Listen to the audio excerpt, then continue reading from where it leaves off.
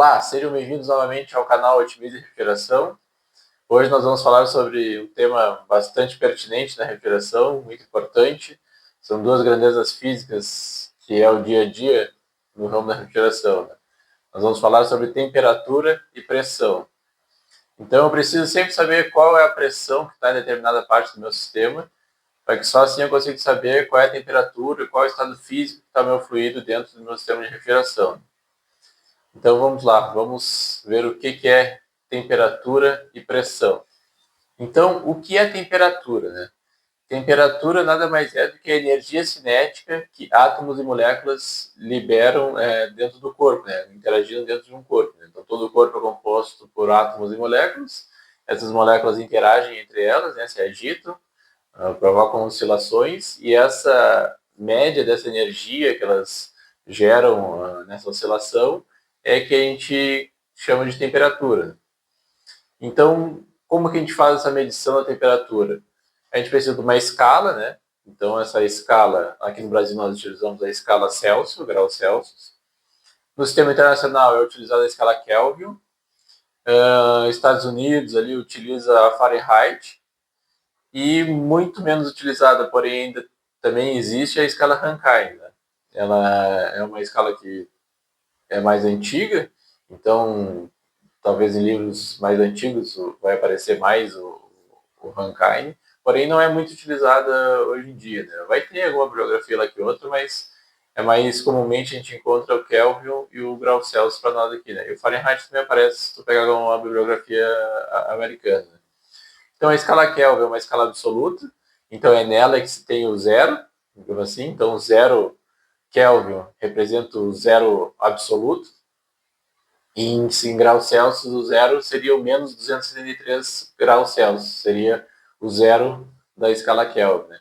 Então ela tem uma variação, a Kelvin e a grau Celsius têm a mesma variação, então é fácil fazer uma conversão de uma escala para outra, mas isso também a gente não precisa se preocupar, que hoje em dia tem conversor online aí, então rapidamente a gente consegue fazer conversões de unidades, então isso a gente não precisa se preocupar. Então precisa saber que a escala Kelvin ela é uma escala absoluta, né? Foi ela que foi utilizada para se determinar o ponto zero, digamos assim, de uma temperatura.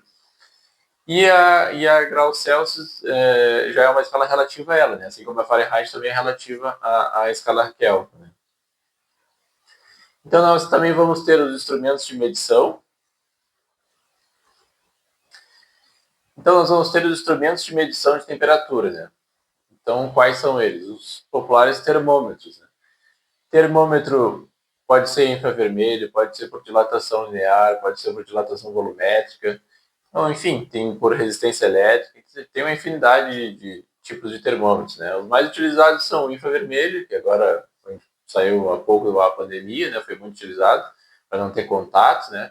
Então, como é que ele funciona, né? O termômetro infravermelho, ele capta a emissão de energia infravermelha que o corpo está emitindo, ele faz essa captação, transforma em energia térmica, depois em energia elétrica, e a gente consegue ver essa variação, né, dessa temperatura infravermelha.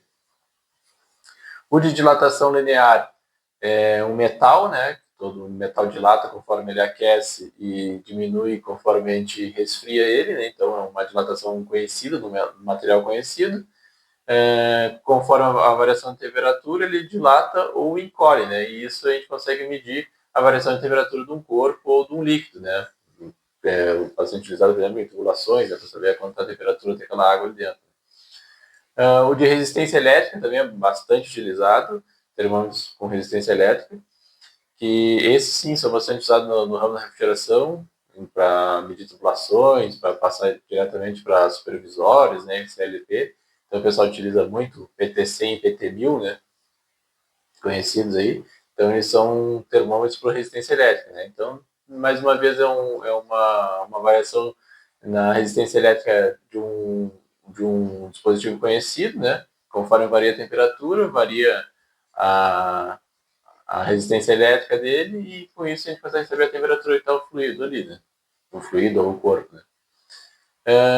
E por último também nós temos o de dilatação volumétrica, que o de dilatação volumétrica nada mais é do que o nosso termômetro, nós utilizamos embaixo do braço ali, que vai ter, antes tinha aquele mercúrio ali dentro, que aquele mercúrio dilatava e marcava numa escala ali a tua temperatura corporal, né? Então, é um exemplo bem simples, também tem na indústria esse tipo de termômetro, e eles também são utilizados em tubulações, medir principalmente fluidos, né? Temperatura de fluidos.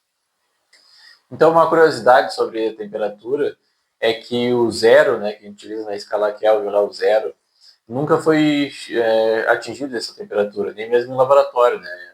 Segundo a terceira lei da termodinâmica, isso é impossível de ser atingido zero absoluto, né? Porém, foi chegada a temperaturas bem próximas a zero, né? E então se utiliza esse valor como o zero absoluto, né, entre aspas. Porém, esse zero, zero, zero, zero mesmo nunca foi atingido. Então vamos falar agora sobre a outra grandeza física, que é a pressão, né? Então pressão nada mais é do que uma força sobre uma área, né? Então eu de pé sobre o chão aqui, sobre o solo, exerço uma pressão sobre o solo, né? Assim como um fluido dentro de um tanque, de um recipiente, vai causar uma pressão no fundo e nas paredes, né, desse recipiente, né? Assim também como o ar causa uma pressão sobre a Terra, através da gravidade, né, que puxa esse ar para baixo, então a coluna de ar sobre a Terra causa uma pressão sobre ela, que é o que nós chamamos de pressão atmosférica. Então é importante a gente saber pressão atmosférica, porque a gente tem o costume de falar que a água vai ferver a 100 graus, né? Sim, ela vai ferver a 100 graus. Quando você chegar a 100 graus, ela começa a evaporar. Porém, isso acontece a nível do mar. O Brasil tem cidades que são mais altas, porém, dá de se dizer que o Brasil todo está a nível do mar, né? Então, ele não tem grandes altitudes. Então, nossa pressão, bem dizer, é constante, que é uma pressão de uma atmosfera. Então, a água, praticamente todo o território brasileiro vai ferver a 100 graus. Porém, isso já não acontece, por exemplo, quando eu vou no Monte Everest. No Monte Everest, se eu botar lá uma água a ferver, eu vou ver que ela não vai ferver a 100 graus. Quando ela chega próximo de 70 graus, ela já começa a ferver. Por quê? Porque lá a pressão atmosférica é mais baixa, lá a pressão é menor. Então, com essa pressão menor, a água ferve antes dos 100 graus. Então, esse também é o mesmo conceito da panela de pressão, né? Por que a gente compra a panela de pressão, utiliza ela e diz que os alimentos cozinham mais rápido ali dentro? Sim, de fato eles cozinham mais rápido ali dentro, mas por que isso acontece, né? Já parou para se perguntar por que na panela de pressão os alimentos cozinham mais rápido? Porque eu consigo aumentar a pressão dentro da panela. Então, dentro da panela, a água não vai estar fervendo a 100 graus, ela vai começar a ferver a 120, a 125 graus, né? Por quê? Porque dentro da panela de pressão eu estou com uma pressão mais alta que a pressão atmosférica. Então, isso faz com que os alimentos cozinhem mais rápido, porque eles estão com a água ali dentro a mais de 100 graus e ela não está fervendo ainda, ele está em estado líquido. Então, isso faz com que a panela de pressão acabe cozinhando os alimentos de maneira mais rápida. Então, este conceito também vai ser aplicado muito na refrigeração, porque dentro do sistema de refrigeração eu estou com ele pressurizado, né? Então, eu preciso saber quanto está a pressão ali dentro e conseguir saber se está líquido, se está vapor, como é que está o meu fluido, né? Em determinado ponto do meu sistema de refrigeração, se está coerente aquela pressão naquele determinado ponto, né? Então, como eu já comentei, nós vamos ter a pressão atmosférica, que é a nossa pressão normal do ar aqui. Eu vou ter a pressão manométrica. O que é a pressão manométrica? A pressão manométrica é a pressão que eu leio nos manômetros instalados pelo meu sistema, né? Ele nada mais é do que ele é a pressão acima da atmosférica. Então, quando eu estou olhando um manômetro, eu estou olhando somente a pressão que está dentro do meu sistema, eu não estou considerando a pressão atmosférica, né? Somente quando eu falar em pressão absoluta. Quando eu falar em pressão absoluta, aí sim, aí eu estou considerando a pressão manométrica, que é o que está dentro do meu sistema, mais a minha pressão atmosférica, a pressão do ar exercendo sobre a Terra. Então, isso a gente tem que tomar um pouco de atenção, porque determinadas bibliografias, para determinados tipos de cálculo, ele utiliza a pressão absoluta, e outros ele vai utilizar a pressão manométrica. Então, a gente tem que se dar conta disso, né, para não acabar cometendo algum erro ali, né? Mas então eu vou ter esses três tipos de pressão, digamos assim, né? A pressão atmosférica, a pressão manométrica e a pressão absoluta, que é a soma da manométrica mais a atmosférica.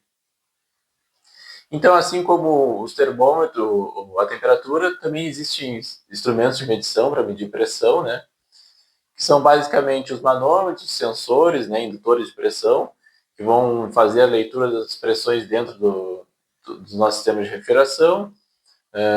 Manômetros, né, também fazem a leitura ali dentro do meu sistema de refrigeração, para que eu possa saber ali como é que está o estado físico do meu fluido, né, principalmente.